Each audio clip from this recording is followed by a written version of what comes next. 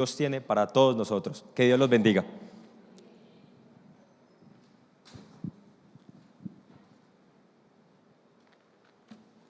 Iglesia, buenos días. ¿Quién vive? Cristo. Vamos a dar un aplauso al nombre de Cristo. Alabamos su nombre.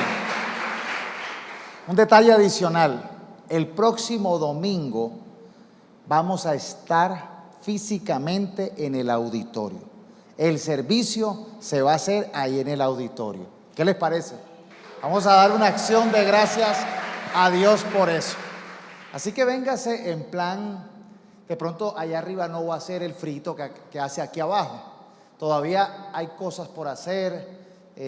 Vamos a estar de una manera como muy de fe, pero vamos a celebrar a Dios por permitirnos estar en ese lugar. Yo quisiera que ustedes estuvieran allí y vamos a estar allí, amén. Ya no lo van a ver por video, ya vamos a estar allí, van a visionar a dónde Dios nos va a llevar y va a ser un tiempo especial de compartir. El domingo pasado les estuve compartiendo un mensaje de aprendiendo a caminar en lo sobrenatural. Y el texto base fue cuando Jesús caminó sobre las aguas, pero luego Pedro, de una manera intrépida, le dice a Jesús: si eres tú, di que yo vaya caminando hacia ti sobre las aguas. Y muchos han dicho que Jesús, al llamar a Pedro, Pedro no caminó sobre las aguas, sino caminó sobre la palabra que dio Jesús. Y necesitamos entender que Dios nos invita a caminar y a experimentar lo sobrenatural. Pero no debe ser algo momentáneo, no debe ser algo que algún día, en un tiempo, alguna vez caminé en lo sobrenatural, sino que podamos nosotros en el proceso de nuestra vida caminar en lo sobrenatural. ¿Quiénes quieren caminar en lo sobrenatural?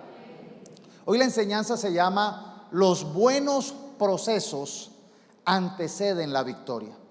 No es caminar un día, alguna vez, en un momento en lo sobrenatural, sino que el proceso que vivamos podamos caminarlo en la sobrenaturalidad de Dios. Y cuando vemos la vida de Pedro, Pedro fue un líder que caminó en el proceso con Jesús. Pedro fue un hombre de aciertos y desaciertos, de muchas virtudes y algunos errores. Pero Pedro estuvo día y noche con Jesús, aprendiendo, disfrutando la sobrenaturalidad. Y Pedro vemos que fue ese gran ejemplo de que caminó sobre las aguas, pero con la mirada puesta en Jesús. El eslogan, el lema de estos 14 años va a ser: fijando la mirada en Jesús. Porque cuando nosotros fijamos la mirada en Jesús, entonces vamos a caminar en lo sobrenatural. Pedro fijó la mirada en Jesús y caminó sobre las aguas. Pero también fue el mismo que identificó a Jesús como el Cristo, como el Mesías, como el que tiene palabras de vida. Pedro fue el que estuvo en la transfiguración de Jesús frente a otros 2 discípulos. Pedro fue también aquel que lamentablemente también tuvo desaciertos. Él le dijo a Jesús que no fuera a la cruz, y Jesús lo reprendió y le dijo: apártate de mí, Satanás, porque tengo que cumplir la obra del Señor. También Pedro, en el momento de que Jesús fue apresado, lo negó 3 veces. Pero Pedro no se quedó en esa situación. Pedro se levantó y en el proceso aprendió y fue reforzado. Fue una persona que fue madurada en ese proceso con Jesús, y escribe su carta, la primera carta de Pedro, y la escribe a la iglesia, una iglesia perseguida, una iglesia que está bajo la persecución, bajo la amenaza. Y Pedro empieza a invitarles a que sigan adelante, a fortalecer la fe de los creyentes, a perseverar a pesar del sufrimiento.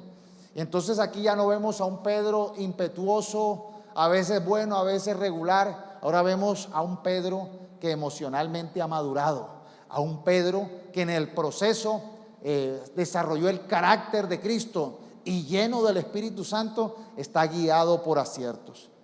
Así que necesitamos nosotros como líderes caminar con el poder del Espíritu Santo. Entender que el que comenzó la buena obra en nosotros la irá perfeccionando. Pero es un proceso de perfección. Es un proceso de afilar y afinar nuestra perspectiva, nuestra visión. es que nosotros podamos cada día ir paso a paso ascendiendo en los niveles que Dios tiene para nosotros. Y por eso es muy importante que no solo caminemos en nuestras propias fuerzas, en nuestra propia sabiduría, en nuestra manera de pensar, sino bajo la dirección del Espíritu Santo. La primera carta de Pedro, en el capítulo 1, del versículo 6 al 7, Pedro dice esto a la iglesia: así que alégrense de verdad. Necesitamos estar alegres. ¿Cuántos están alegres? Pero vamos a alegrarnos de verdad. Vamos a dar un aplauso al Señor. Así que alégrense de verdad. Decidamos estar alegres. Dile al que está a tu lado: toma la decisión de vivir la vida alegre. Así que alégrate de verdad.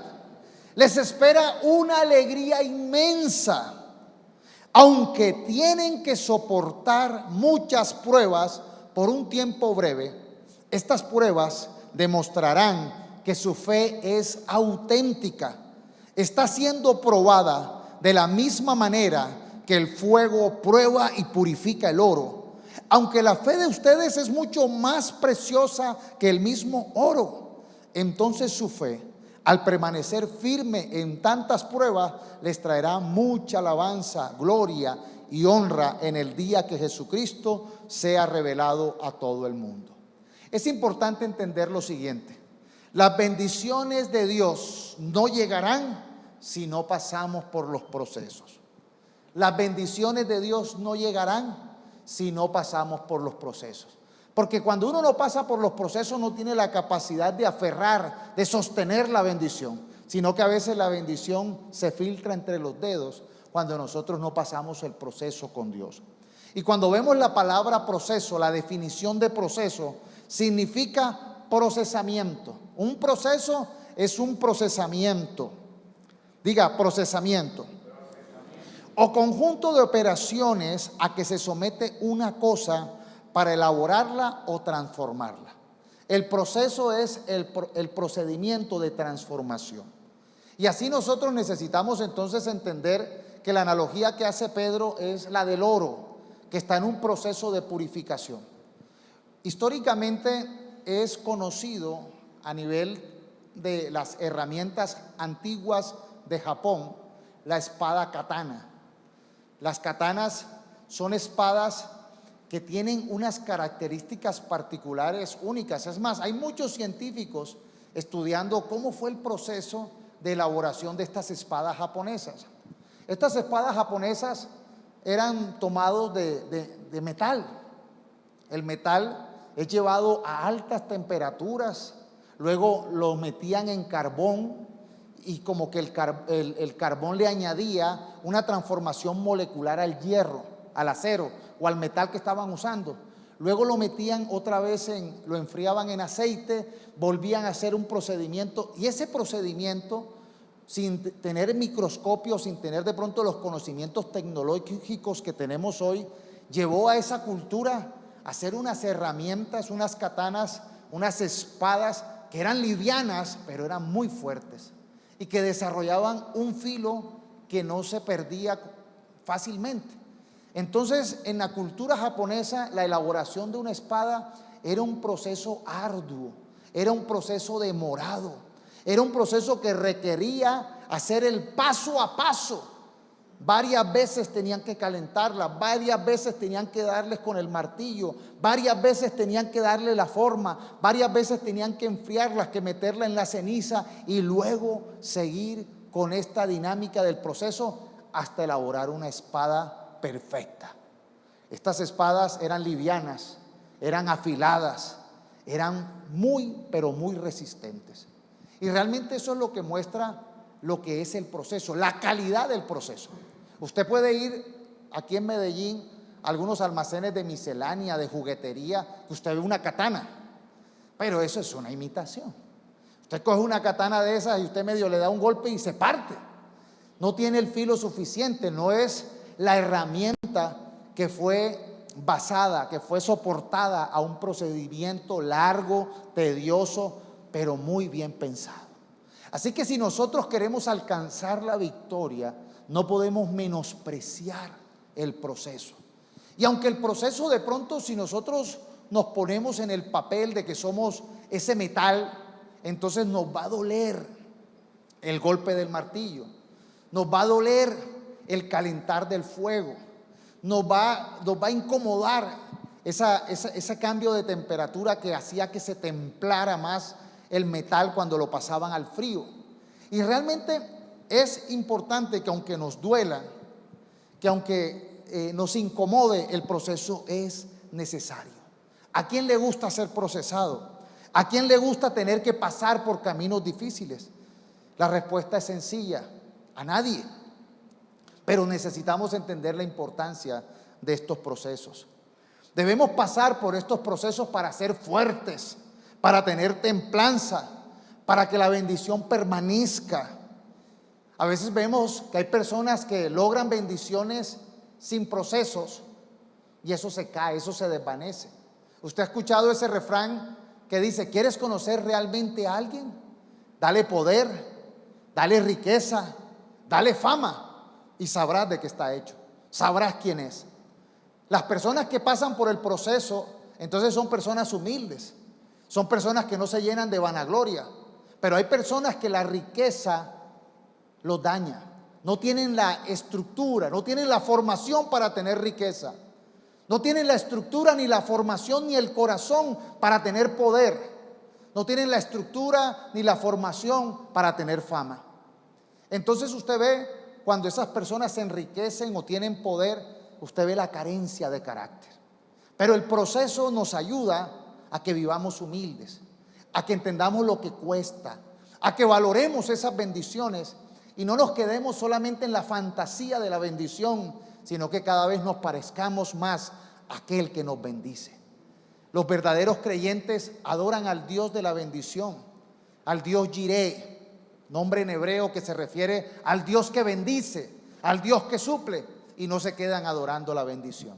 Por eso es necesario que pasemos por el proceso, que podamos nosotros valorar la maduración y que podamos nosotros entender que en esa maduración, en esa estructura, en esa fortaleza, Dios nos quiere llevar a grandes, nuevos y mejores retos. Una espada de imitación puede parecerse, puede ser igual, pero cuando usted la va a usar, sabe que no tiene ni el peso, ni el filo, ni la dureza. No le va a servir. Por eso nosotros necesitamos entender la importancia de los procesos. Lo primero que necesitamos entender es que los procesos nos preparan para la victoria. Los procesos nos sirven para fortalecer la fe y llegar a esa victoria. Muchas veces escuchamos en el argot cristiano muchas personas que dicen: estamos bendecidos, de victoria en victoria, vamos de triunfo en triunfo y de gloria en gloria. Y eso está bien. Dios quiere llevarnos a la victoria. Dios tiene planes de bienestar. Dios tiene planes para que alcancemos grandes propósitos y grandes sueños. Pero eso no sucede de la noche a la mañana. Es importante que pasemos por el proceso. Es un tiempo de perfeccionamiento, es un tiempo de mejorar en los detalles, de desprendernos de aquello que no nos sirve, de soltar la vanagloria, el orgullo, las pretensiones, los caprichos y fundamentarnos en la voluntad de Dios. No podemos obtener la victoria si no pasamos por un proceso antes. Y Dios nos quiere llevar a esos procesos más altos, a responsabilidades mayores, pero si no tenemos preparación para eso, ¿cómo vamos a poder hacerlo? Es como si usted va a pedir un trabajo donde se requiere una información o un conocimiento básico de informática, de computadores, que usted maneje el Excel, que usted maneje el Word, que usted maneje el PowerPoint, pero usted solamente sabe manejar el Paint. Entonces usted dice: ¿para qué usted va a anhelar algo que usted no va a ser capaz de sostenerlo? A veces hay personas que dicen: no, yo voy a esperar que se me dé la oportunidad para prepararme. Pero sabes, si tú haces eso, estás tarde. Porque a veces hay oportunidades donde se necesitan personas con la preparación, con las características adecuadas. Y por eso hay que disfrutar cada etapa de nuestra vida. Cada momento de formación es una oportunidad para que el carácter de Cristo se desarrolle en nosotros. Y es importante entender, cuando vemos la vida del rey David, que a veces somos ungidos, pero todavía no somos nombrados. Cuando David fue ungido, tenía aproximadamente 16 años. David fue ungido delante de su papá, delante de sus hermanos. Fue el gran profeta Samuel a la casa de la familia de David y lo ungió como el futuro rey de Israel. Pero él fue ungido, pero eso no significó que enseguida vino su nombramiento. Él no estaba preparado. Él tenía que pasar un proceso. David fue ungido a la edad de 16 años. ¿Y sabe qué dice la escritura? Que él fue nombrado como rey cuando tenía 30 años. Y note esta similitud. Tuvo que pasar 14 años de proceso. ¿Cuántos años? ¿Y cuántos años vamos a cumplir nosotros? Necesitamos entender que los procesos son necesarios, son importantes. Porque solo después de esos 14 años fue que David fue nombrado rey. Ahora, no quiere decir que tenía ya las características para ser el mejor rey. Era nombrado, le tocaba ahora seguir en el proceso de crecimiento, de formación, de fidelidad. Pero acuérdate un principio espiritual: el que es fiel en lo poco, en lo mucho será puesto. No puedes tú decir, ay, voy a esperar ganarme la lotería, ay, voy a esperar que me den el puesto. Pastor, usted va a saber que cuando yo me gane la lotería voy a diezmar. No. Si no diezmas con 10 pesos, no vas a diezmar con 10 millones. Si no eres fiel con lo poco, no vas a ser fiel con lo mucho. Si no vas a ser fiel en las pequeñas cosas que Dios te pone, no te engañes. No nos engañemos. Necesitamos el proceso hacerlo paso a paso. Y David fue ungido. Y como les decía, fue ungido delante de su familia. Pero eso no significó que él dijo, ya no voy a ser más el pastor de las ovejas. Papá, renuncio. Ahora me voy para el palacio y me van a recibir con las puertas abiertas. Ahora voy a empezar a dar órdenes en esta casa. No, señor. Así no fue la vida de David. David siguió trabajando, pastoreando las ovejas de su casa. Es más, cuenta la historia de la vida de David, que más adelante sus hermanos, los hermanos mayores de David, fueron a la guerra a enfrentar a los filisteos. Entonces el papá de David lo llamó y le dijo, vea, coja la carreta, coja estos alimentos que les voy a enviar a sus hermanos, vaya y llévele estos alimentos a sus hermanos. De una vez le da una porción para el comandante del batallón y averígüeme cómo están sus hermanos. El que estaba ungido como rey lo estaban poniendo de mandadero, de niño de los mandados. Y él pudo haber dicho, pero ven acá, ¿cómo se te ocurre ponerme a mí a hacer estos mandados? ¿Cómo se te ocurre? Entonces es el momento que nosotros necesitamos entender que aunque seamos ungidos, necesitamos pasar los procesos. ¿David qué hizo? David muy diligentemente cogió su carreta y se fue hacia donde estaban sus hermanos a cumplir el mandado que le había hecho su padre. Cuando llegó allá donde sus hermanos, dice la historia que su hermano mayor empezó como a hacerle bullying, como a criticarlo. Él humildemente seguía en esa tarea. Ahora note, los hermanos de David no habían sido ungidos como rey, pero estaban en mejor posición. Eran dignos guerreros del ejército, tenían allí puestos, cargos. Y el que estaba ungido como rey estaba sirviendo, estaba llevándoles el alimento y estaba haciéndole un mandado a su papá. Pero en esa fidelidad, en esa lealtad de David, David tiene una oportunidad. Comienzan sus primeras oportunidades para acercarlos a su nombramiento, al cumplimiento de él como rey. ¿Qué sucede con él? Estando allí, ve que se levanta de las filas de los filisteos un gigante llamado Goliat. Y es allí cuando el Espíritu Santo le dice, este es tu momento. Has sido fiel en la obediencia. Has sido fiel en la obediencia que Dios te ha puesto con tu papá, en las ovejas. Ahora llegó el momento de entrar a un nuevo nivel. Necesitamos nosotros entender que esos procesos son importantes y necesarios. Y el ejemplo contrario de alguien que no quiso seguir el proceso era al que David iba a reemplazar. ¿Quién era el rey? Saúl. Saúl fue el primer rey de Israel. Antes el pueblo de Israel era gobernado por una teocracia. Dios era el que lo gobernaba y enviaba a los profetas a dar instrucciones. El único pueblo, la única nación del mundo, y creo que no va a haber otra más, no existe otra más, la única que se manejaba con teocracia fue Israel. Pero ¿qué pasó?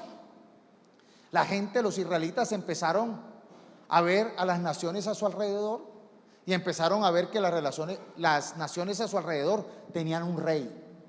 Y el rey era una persona que tenía mucha pompa, que tenía mucha vanagloria y tenía sus ejércitos y todo giraba en torno al rey. Entonces ellos veían, ay, mira tal nación, mira el rey que tienen, es un tipo fuerte, fornido, eso tiene un ejército alrededor. Entonces ellos creían humanamente que era mejor tener un rey que ser gobernados por Dios. Hicieron ahí como una protesta, hicieron como un meeting ahí al profeta Samuel. Y cuando el profeta Samuel fue a hablar con Dios, Dios le dijo, ya yo sé lo que tú vienes, pero no te preocupes, no te están rechazando a ti, profeta, me están rechazando a mí. Pero ten por entendido y dales a entender a este pueblo que está cometiendo un grave error. Yo les daré un rey como Dios lo pide. Y escogió al mejor rey humanamente. Cuando usted ve la descripción de Saúl, Saúl era altísimo, era de bien parecido. Míreme a mí y póngame 2 metros más. No, dice que él era bien parecido. Yo no sé a quién se parecerá, pero en esa época era bien parecido. Era alto, fornido. Dice que no había quien le superara la altura de los hombros. Era un tipo alto. Entonces Saúl reunía los requisitos de lo que este mundo quiere: buena imagen, buen porte, buena altura, buena educación, buena formación, buena apariencia. Ese era Saúl. Era una buena imitación. Tenía una muy buena apariencia. Oiga bien, buena apariencia. Pero necesitamos nosotros entender que la apariencia no vale nada si no tenemos la calidad, la estructura. Ahora, Saúl estaba llamado para ser formado. Él fue escogido por esa solicitud del pueblo. Pero ¿qué necesitaba Saúl para hacer una espada japonesa? Necesitaba ser formado, ser moldeado. Pero ¿qué pasó con Saúl? Era orgulloso, era llevadito de su parecer, era obstinado, era terco, creía que se la sabía toda. Como era un tipo alto, como era un tipo que se destacaba por encima de los demás, él decía que yo me destaco, yo soy superior a otros. Y ese fue su error. Él creía que ya estaba terminado. Él creía que era obra terminada, ¿sabes? Y no dejó que la obra de Dios se hiciera en su vida. Lo que Dios le decía que hiciera, él no lo hacía. Él se creía más inteligente que Dios. Él era una persona que estaba rodeado de religiosidad. Entonces él creía que a Dios lo iba a agradar a su manera.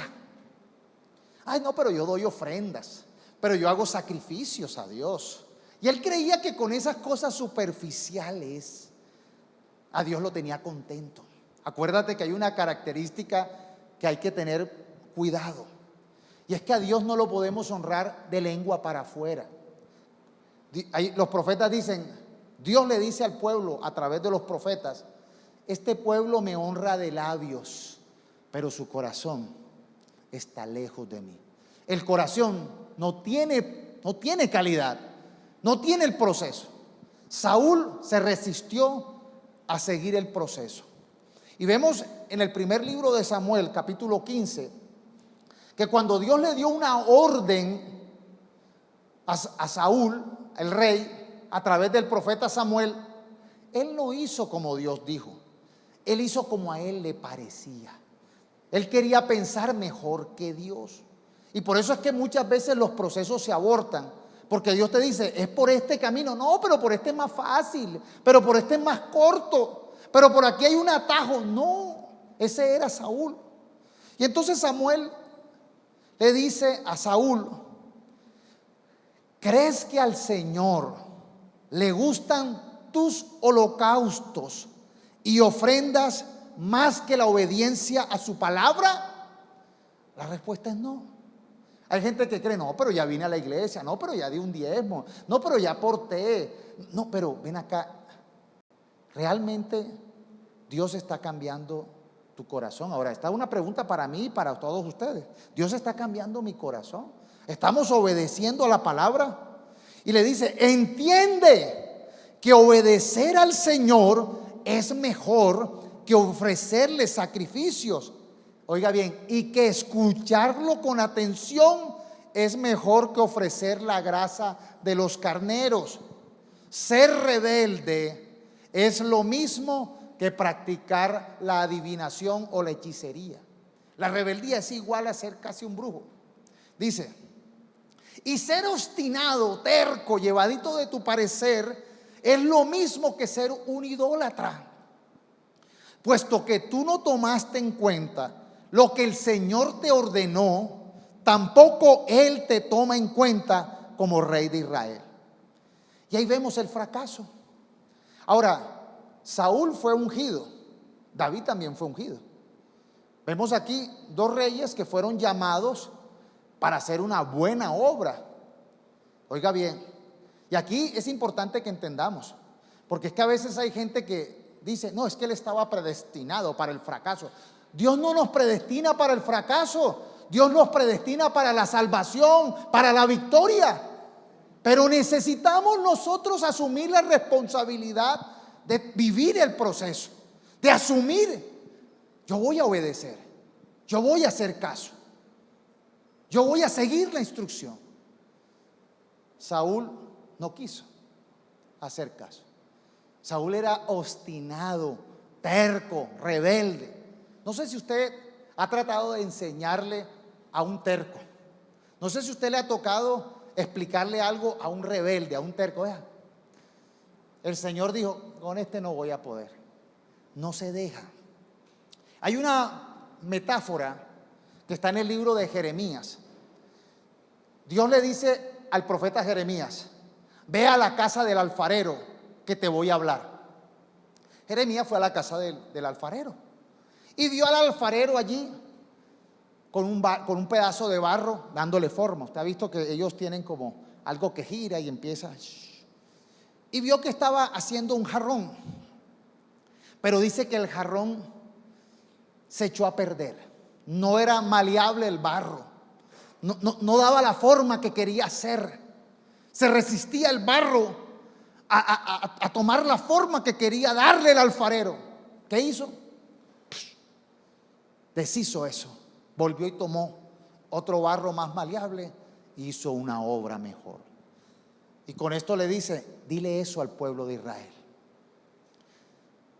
Dios quiere hacer con nosotros algo hermoso, algo bueno, algo útil, pero necesitamos ser maleables. Necesitamos dejarnos guiar. Por eso Él es el buen pastor y nosotros somos sus ovejas. Jesús dijo, yo soy el buen pastor, pero mis ovejas, ¿qué son? Atentas, escuchan mi voz y me siguen. No prestan atención a los falsos pastores, a las falsas enseñanzas. No siguen a otros sino a Jesús. ¿Por qué? Porque somos maleables, obedientes, buenas ovejas. Y cuando nosotros entonces entendemos este secreto que hoy el Señor nos está revelando, entonces entendemos que somos ungidos, somos llamados, pero valoramos el proceso. Necesitamos el proceso. Necesitamos aprender de los aciertos y de los desaciertos, de los sufrimientos, de las cosas difíciles, de la escasez, para que podamos nosotros ser fieles en la abundancia. Como cristianos hay dos pruebas. Hay dos pruebas difíciles en la vida de un creyente o en la vida de un ser humano. La de la abundancia y la de la escasez. Uno dice, ¿cómo así? En la escasez somos probados cuando no tenemos cómo, cuando no hay recursos, cuando estamos en la dificultad, somos probados. Allí aprendemos a ser fiel. Allí aprendemos a mirar los ojos a Dios, a decir, Señor, provéeme. Ahí es donde aprendemos a ver el poder sobrenatural de Dios. Pero primero viene esa prueba. ¿Sabes por qué? Porque si no aprendes a ser fiel en la escasez, en la abundancia no será fiel. Porque en la abundancia uno dice, yo no necesito orar, yo no necesito la iglesia, yo no necesito de Dios, y lo que tengo es plata. Cuando uno tiene salud, uno, ¿para qué voy a orar por la salud? ¿Por qué voy a orar por salud si tengo salud? ¿Para qué voy a orar que Dios me sane? Pero vea, hay dos pruebas en la vida, la de la escasez y la de la abundancia. Hay un vallenato que dice que la vida es como un baile, que de vez en cuando damos la vuelta. A veces estamos arriba, a veces estamos abajo. A veces estamos en abundancia, a veces en escasez. A veces estamos en riqueza, a veces en necesidad. Pero aprendamos de la necesidad, aprendamos de la enfermedad, aprendamos de la calamidad. ¿Sabes por qué? Porque allí vemos el poder sobrenatural. Allí aprendemos la fidelidad a Dios. Y el que es fiel en lo poco será puesto en lo mucho. Y Dios quiere llevarnos a lo mucho. ¿Tú lo crees? Dale un aplauso al Señor.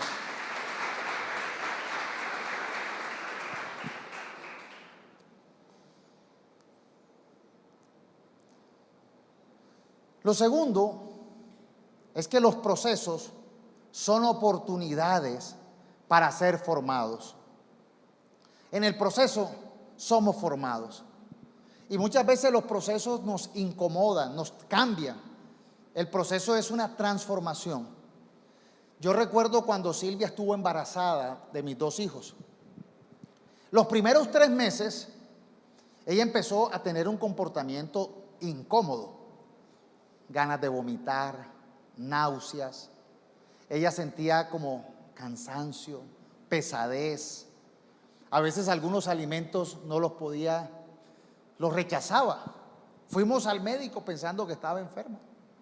No estaba enferma, no era una mala noticia, era una buena noticia. Estaba embarazada. Primeros 3 meses, el cuerpo tiene una adaptación allí. Después de los otros 3 meses ya el cuerpo se adapta, pero empiezan a hinchársele los pies, empieza a cambiar su forma, empieza a volverse más pesada, ya empieza a sentir la barriguita, empieza a crecer, el vientre empieza a crecer. Y los últimos 3 meses es un tiempo de incomodidad, porque a veces no sabe cómo dormir, se cansa, tiene un peso adicional. Pero sabes, es incómodo. Pero eso no quiere decir que el hijo nazca, no, que nazca a los 3 meses. Que nazca, no puede nacer a los 3. Que nazca a los 5, no es bueno. Que nazca a los 6, no, que nazca a los 9, ¿o no? Porque si no, hay problemas, hay dificultades. Los procesos hay que llevarlos en su tiempo. Y ese proceso nos va formando esa criatura, cuando un bebé se está gestando, se va formando en el tiempo. Y qué bueno que dure el tiempo que es, porque si no hay problemas y hay situaciones, hay algunas más peligrosas que otras. Pero hoy en día vemos que hay una generación de cristianos un poco utópicos. Hablan acerca de que están bendecidos, que están en la gloria, hablábamos ahorita, y le temen a salir de su zona de confort. Hay una palabra clave ahora que se llama que es zona de confort. Esa zona de confort es una zona donde estamos sabrosos. Nada nos incomoda, nada nos molesta, todo es chévere. Y la zona de confort es muy peligrosa, porque en la zona de confort no aprendemos nada. En la zona de confort no estamos en el proceso, está detenido el proceso en la zona de confort. Necesitamos a veces luchar con la zona de confort y salirnos de esa zona, y muchas veces los procesos nos sacan de la zona de confort para entrar al desierto, para entrar a situaciones incómodas, difíciles.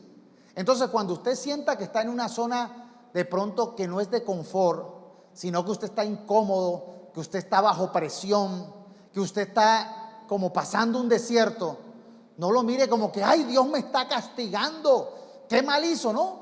Probablemente está muy bien lo que está sucediendo, porque está en el proceso, está en embarazo. ¿Cuántas personas están embarazadas de fe, de propósitos. ¿Cuántas personas están anhelando? Hay una promesa de Dios que se está gestando en el tiempo de Dios. Entonces nosotros necesitamos entender que probablemente podemos estar en lugares incómodos, en situaciones incómodas. Estamos bajo presión, bajo estrés, bajo angustia, estamos bajo ataque. Pero eso no quiere decir que Dios no está con nosotros. Puede ser todo lo contrario. Dios está con nosotros, guiándonos a caminar en el proceso de lo sobrenatural. Y en Génesis 28 vemos la historia de Jacob. Y dice que Jacob partió de Beerseba y se iba hacia Harán, iba en un trayecto. Y dice que cuando llegó a cierto lugar, diga cierto lugar, ese lugar como que no era muy bueno. Cuando llegó a cierto lugar, se detuvo para pasar la noche. Era un paso, ese no era su lugar, fue un lugar temporal. Y se detuvo en ese lugar porque ya estaba anocheciendo. Vea cómo se acomodó. Tomó una piedra y la usó como almohada. ¿Cuántos tienen una piedra de almohada? Tomó una piedra en cierto lugar y lo tomó como almohada. Ese es un lugar cómodo. Ese es un lugar chévere. Se ve que era un lugar desierto, inhóspito. Ahí estuvo porque le cogió la noche. Y dice, usó como almohada una piedra y se acostó a dormir en ese lugar. Allí soñó que había una escalinata apoyada en la tierra y cuyo extremo superior llegaba hasta el cielo. Por allí subían y bajaban ángeles de Dios. En el sueño, el Señor estaba de pie junto a él y le decía, yo soy el Señor, el Dios de tu abuelo Abraham y de tu padre Isaac. A ti y a tu descendencia te daré la tierra sobre la que estás acostado. Tu descendencia será tan numerosa como el polvo de la tierra. Te extenderás de norte a sur, de oriente a occidente, y todas las familias de la tierra serán bendecidas por medio de ti y de tu descendencia. Yo estoy contigo, te protegeré por donde quiera que vayas y te traeré de vuelta a esta tierra. No te abandonaré hasta cumplir con todo lo que te he prometido. Al despertar Jacob de su sueño, pensó, sin duda, el Señor está en este lugar y no me había dado cuenta. Y con mucho temor añadió, qué asombroso es este lugar. Es nada menos que la casa de Dios y la puerta del cielo. A la mañana siguiente Jacob se levantó temprano, tomó la piedra que había usado como almohada, la erigió como monumento y derramó aceite sobre ella. En aquel lugar había una ciudad que se llamaba Luz, pero Jacob la cambió su nombre por Betel, casa de Dios, puerta del cielo. Vean que a veces los lugares cómodos no es la casa de Dios ni la puerta del cielo. En este lugar, este era un lugar especial. Podríamos pensar que era Jerusalén. Podríamos pensar que estaba en la tierra sagrada, que estaba en un lugar donde, aunque era incómodo, aunque estaba durmiendo con una roca de almohada, fue allí donde se encontró con el Señor. Hay circunstancias de la vida difíciles, duras, pero espectaculares para encontrarnos con Dios. Y forman parte del proceso. En el proceso de luchar contra una enfermedad, nos encontramos con el Dios que sana. En el proceso de luchar contra una situación económica difícil, nos encontramos con el Dios que provee. En el momento de luchar contra una situación o de encontrarnos en una situación de amenaza, nos encontramos con el Dios que nos protege. Por eso es importante valorar los procesos. La temporada de sentirse incómodo es a veces normal y necesaria. Pero no debemos desanimarnos por eso. Si te has sentido incómodo, si te has sentido de pronto que tienes una roca de almohada, que estás en un lugar inhóspito, que de pronto estás pasando como por el fuego, por la presión, No creas que allí no está Dios. Allí está Dios haciendo la obra y mostrándote que aprendas a levantar tus ojos en el Señor. En el desierto dependemos de Dios. En la escasez vemos su mover sobrenatural. Hay una historia de un zoológico que tenía como atracción especial. Lo más importante de ese zoológico era que tenía unos elefantes africanos. La gente iba a ver esos elefantes majestuosos africanos y resulta que una de las hembras de los elefantes quedó preñada. Resulta que el embarazo de un elefante dura 2 años, 22 meses. Dura la gestación de una elefanta, de un elefante hembra. Y resulta que estaba la elefante allí embarazada, todos los noticieros, la gente, ay, el elefante estaba, la elefante está preñada. Y entonces había una perrita criolla que andaba por allí, por el zoológico, y venía la perrita y decía, ¿cuál es la huya? Le dijo la perra le hizo al elefante, ay, ¿cuál es la huya? 2 años. ¿Cuántos bebés van a salir? ¿Cuántos elefantes? 1. Ay, 2 años para un solo elefante. Yo en 2 meses saco una camada de 5, de 7, de 10 perritos. ¿Y cuál es el escándalo? 2 años para sacar un elefante. Yo en 2 meses de estar preñada, salen una camada de perritos. Y entonces le dice el elefante a la perra, bueno, pero tú sacas simples cachorros. De mí va a salir un gran y majestuoso elefante que es el centro de atracción de este zoológico. Con esto, la moraleja es que hay sueños que demoran más, pero son más importantes. A veces queremos los sueños rápidos, pero tienes algo común, tienes algo sencillo. Pero hay sueños que se demoran más. La gestación es más larga, viene por unidad, pero es la atracción principal. Es algo extraordinario, es algo no tan fácil de adquirir.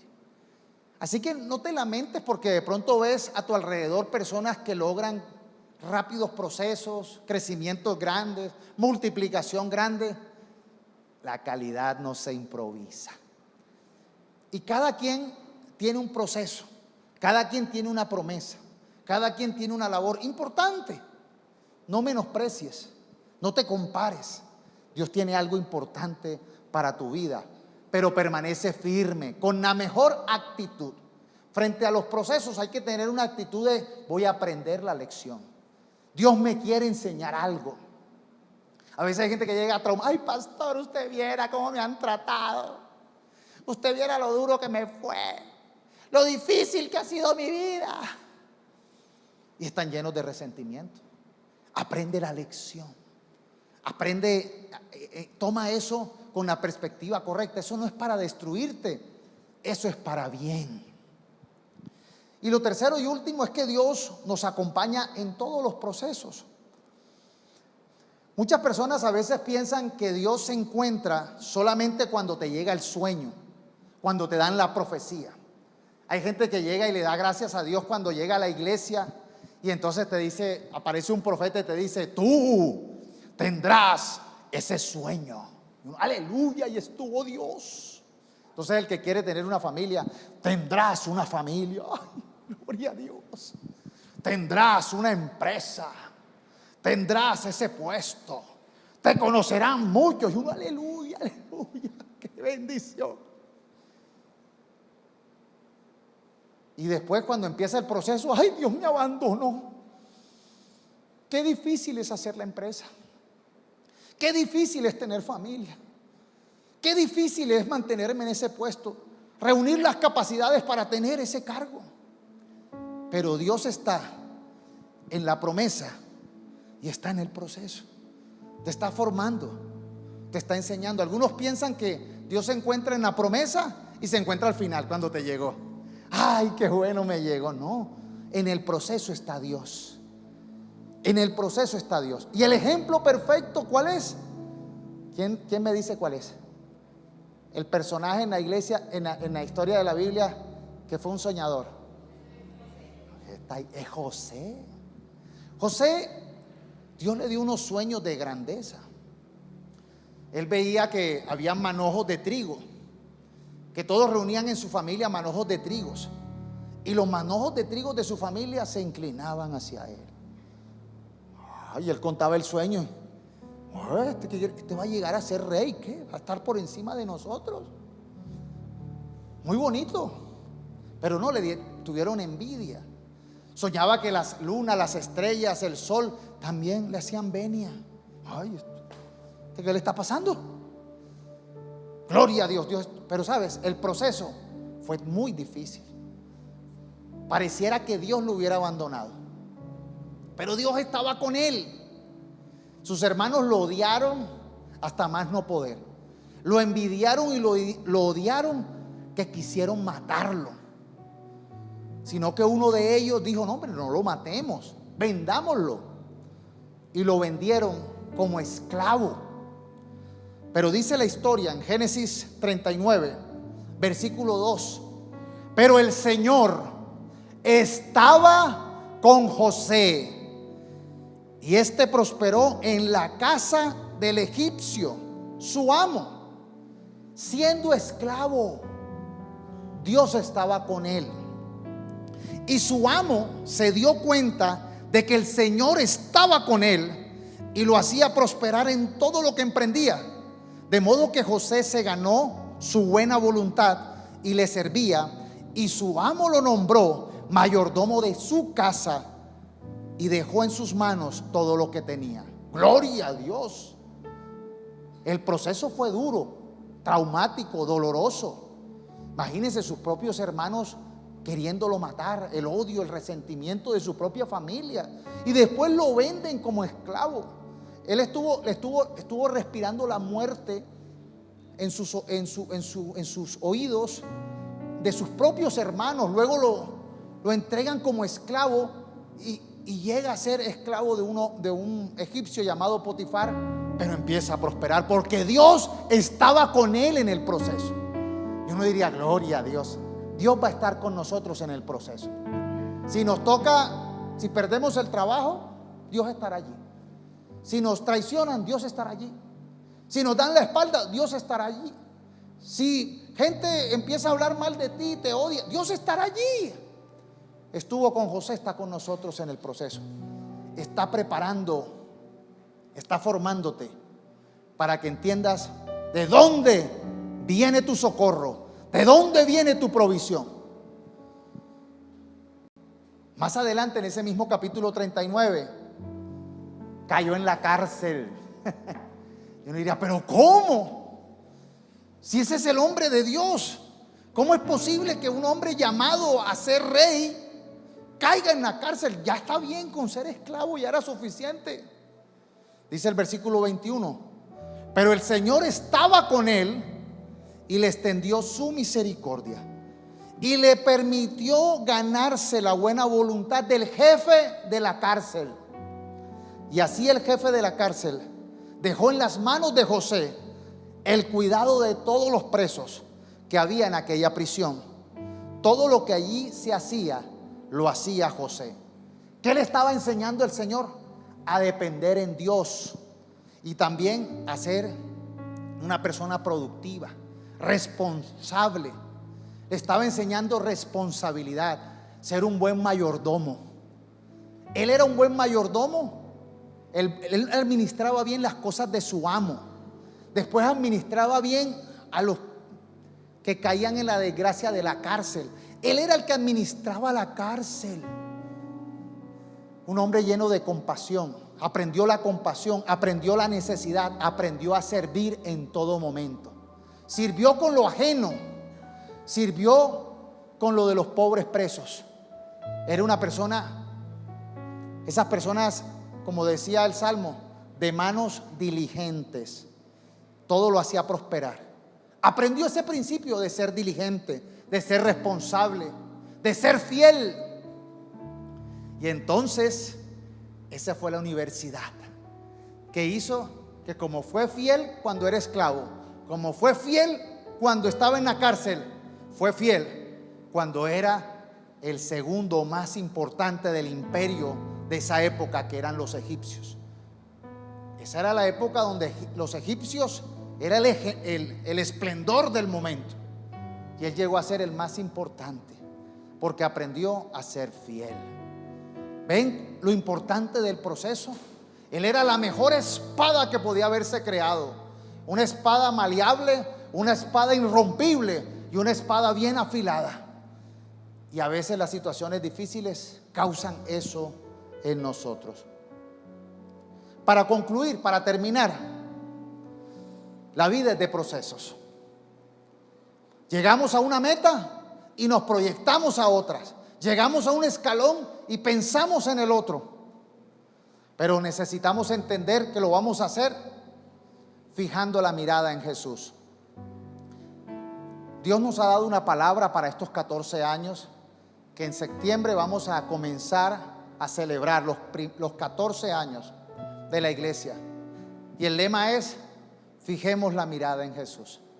Cuando nosotros fijamos la mirada en Jesús, que es el autor y perfeccionador de nuestra fe, como dice Hebreos 12, empezamos a valorar el proceso y empezamos a caminar en lo sobrenatural. Dios quiere levantar de esta iglesia personas que sirvan a esta sociedad, pero que sirvan con la visión de Cristo, que cumplan la voluntad de Dios. Les dije que David, 14 años de proceso, después fue nombrado rey. La iglesia ha sido nombrada ¿para qué? Para que venga tu reino y se haga tu voluntad. Tú y yo tenemos una tarea, una responsabilidad, y es que el reino de Dios venga a nuestra familia, a nuestra ciudad, a nuestro país. Necesitamos prepararnos para cumplir esa tarea. Que venga su reino y se haga su voluntad. Y podemos nosotros caminar en lo sobrenatural teniendo la perspectiva correcta. Estas situaciones difíciles, adversas, son pruebas que vamos a superar y se va a fortalecer la fe. Vamos a desarrollar habilidades, vamos a desarrollar destrezas, vamos a tener un entendimiento, una experiencia, una madurez. También vamos a tener misericordia, vamos a entender al ser humano. Los procesos no son para traumarnos, sino para aprender la correcta expectativa, la enseñanza que Dios nos quiere dar, para que podamos ser útiles. Que venga tu reino, que traigamos el reino de Dios a nuestra vida, a nuestra familia, a la empresa, a la ciudad, a nuestras amistades. Esa es la gran victoria que tiene el Señor planeada para sus hijos. Por eso hoy, iglesia, esta palabra antecede el aniversario. El próximo domingo estaremos allí, en ese lugar, allí físicamente, celebrando la palabra, cerrando con una coinonía, con una comida de sancocho, buscando los recursos que nos hacen falta todavía. Todavía tenemos un déficit, pero sabes, con la alegría y la satisfacción del deber cumplido. Con lo poco lo hemos estirado, pero no hemos parado de crecer. No pararemos. No estamos en la zona de confort. Estamos nosotros desarrollando la fortaleza y entendiendo que debemos desarrollar más fortaleza, porque vienen cosas nuevas, grandes y poderosas. Veremos la gloria de Dios, veremos el reino de los cielos venir, veremos su voluntad que se hace aquí en la tierra como en el cielo. Y la voluntad de Dios es buena, agradable y perfecta. ¿Cuántos reciben esta palabra? Adoramos la presencia de Jesús, adoramos la presencia de su palabra. Padre, venimos delante de ti. Queremos que esta palabra se vuelva una realidad, que tengamos la conciencia de que en los procesos difíciles, duros, injustos de la vida, estamos aprendiendo. Y si tenemos que ir al desierto, ve con nosotros. Y si tenemos que enfrentar situaciones difíciles, acompáñanos, Señor. Queremos aprender a ser fieles en lo poco, en lo difícil, en lo injusto, siempre con la mirada puesta en Jesús, el campeón, el que inicia y perfecciona nuestra fe. Por eso pedimos, Señor, tener la perspectiva correcta. Por eso pedimos, Señor, que formes en nosotros el carácter idóneo para poder recibir la bendición, para poder tener la responsabilidad, para poder tener la abundancia. Padre, yo te pido que nos libres de toda vanagloria. No queremos ser como Saúl, que era testarudo, que era llevado de su parecer, que era terco, que era orgulloso, que era obstinado y rebelde. Quita de nosotros esos pecados y pone en nosotros obediencia, humildad. Que tengamos la sabiduría de que lo malo que este mundo quiere hacernos, tú lo tornas para bien. Y te pido, Señor, que abras la mente y traigas sabiduría, y la presencia de tu Espíritu Santo sea guiándonos para alcanzar esos grandes y buenos propósitos que tienes para nosotros. Que venga tu reino y se haga tu voluntad en el nombre de Jesús. Oh, quiero más de ti.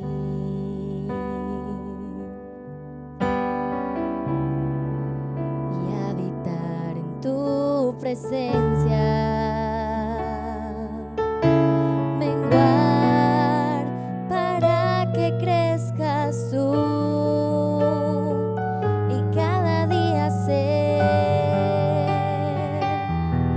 más como tú. Quebranta mi corazón, quebranta